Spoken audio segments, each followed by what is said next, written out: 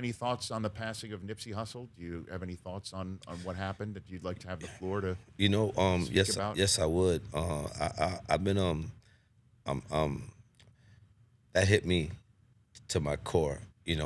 First of all, I just met him just a month ago, and in full disclosure, I had no idea of all the good he was doing in the community until after this incident happened. So I can't tell you what an idiot I feel like and how much this is really killing me on the inside.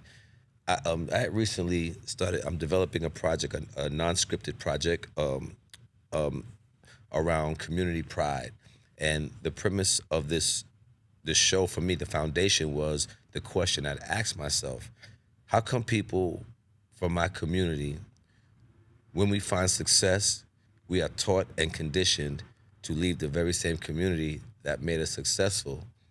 And it was a dog whistle to people from my community that have reached a certain level of success, whether it be entertainment, whether it be doctor, lawyer, whatever your field was. It was a dog whistle to them to let's find ways to really give back to our community and not feel like everything we did had to be for the sole reason of getting out.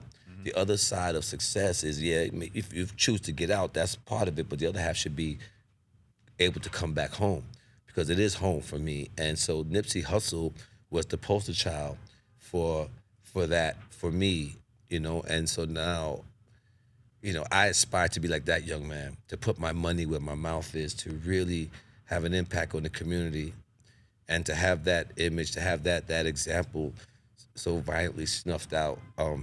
I'm hurting on another level that I've never really felt before. But if it's one thing I know that if I didn't know before, it's my community, my children, my little brothers and sisters. They need me now more than ever. This can't be the only narrative that comes out of my community, and I don't care what. Crenshaw is still a beautiful place with beautiful people, and I would still be blessed and be honored to walk the streets of Crenshaw and meet the people. And I refuse to let a situation like this make me afraid to go home. And I encourage anybody else to do the same. Well, makingkidswin.com. What's that website and that organization about, Michael? Making Kids Win is my way of just ensuring that there are no more situations like this, no more Central Park Fives. I just want to be accountable and do my part as a man from my community. So Making Kids Win is a foundation where we're going to partner with other grassroots community that are already boots on ground doing the work, like my friend and sister Dana Ratchin from your hometown Staten Island, who has nyctogether.org. We just want to put things in the community, and I hate using the word programming because it's basically it's normal things that should be in the community already, but because it's not there, we have to make like we're doing something spectacular by putting programming back in the communities. So that's what we're doing in things like trauma counseling through the arts, which is something that's really huge for me, that helped me a lot as a young man coming up.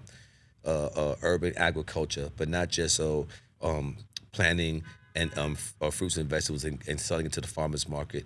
We're going to teach them how to do microgreens, where you can do that in your apartment, and how to cold press. You can make something that you can actually sell and put back into the community, something healthy. Education, meeting them on any level that there are to get them to another level, whatever that may be.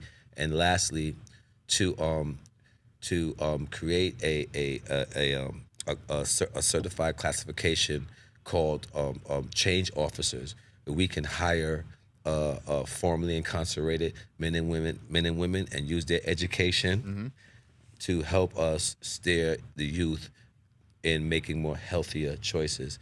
So when I'm not working on Michael the actor, this is where you'll find me.